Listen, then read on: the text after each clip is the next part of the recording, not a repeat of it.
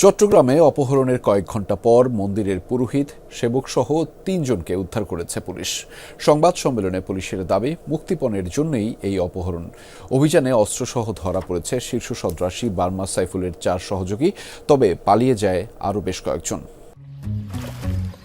এখন তো জীবাণুদের থেকে বাঁচালে সারাদিনকে বাঁচাবে, ডেটল বাঁচাবে। ডেটল দেয় জীবাণুর বিরুদ্ধে 12 ঘন্টার সুরক্ষা বলয়। সুরক্ষার বিশ্বাস থাকুক দিনভর। প্রবর্তক ইস্কন মন্দিরের পুরোহিত কেশব মিত্র দাস, সেবক রুবেল রুদ্র এবং সমীর দাস নামে 3 জনের অভিযোগ, গেল শনিবার তাদেরকে তুলে হিল ভিউ আবাসিকে নির্মাণাধীন ভবনের 4র্থ তলায় নিয়ে মারধর করে দুর্বৃত্তরা। পরে পূর্ব নাসিরাবাদে একটি বাগানে তাদের হাত পা বেঁধে 9 লাখ টাকা মুক্তিপণ দাবি করে।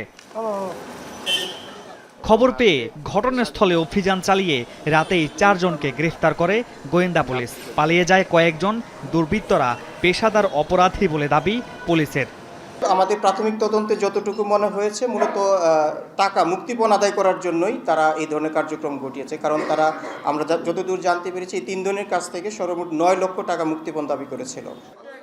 গ্রেফতার 4 জনই পুলিশের তালিকাভুক্ত শীর্ষ সন্ত্রাসী বার্মা সাইফুলের সহযোগী বলছে পুলিশ।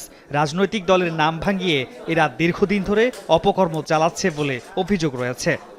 অপরাধী আমাদের কাছে অপরাধী হিসেবে চিহ্নিত, তার রাজনৈতিক পরিচয়টা এখানে মুখ্য নয়। অপরাধীরা অপরাধ করার জন্য বিভিন্ন সময় রাজনৈতিক ছত্রছায়ার আশ্রয় নিতে চেষ্টা করে। তবে আমরা যেটা করি, আমাদের পুলিশের পক্ষ থেকে, আইন শৃঙ্খলা বাহিনীর পক্ষ থেকে আমরা সবসময় তাকে অপরাধী হিসেবে চিহ্নিত করি। সুতরাং তাকে যে আইনগত শাস্তির মুখোমুখি, সেটা অপরাধী হিসেবে তাকে সম্মুখীন হতে হবে। গ্রেফতার আরিফ, ইমন, বাসির আহমেদ রানা ও জিহাদের নামে সিএমপির বিভিন্ন থানায় ছিনতাই, ডাকাতি সহ একাধিক মামলা রয়েছে। মামুন রশিদ অভি, যমুনা নিউজ, চট্টগ্রাম।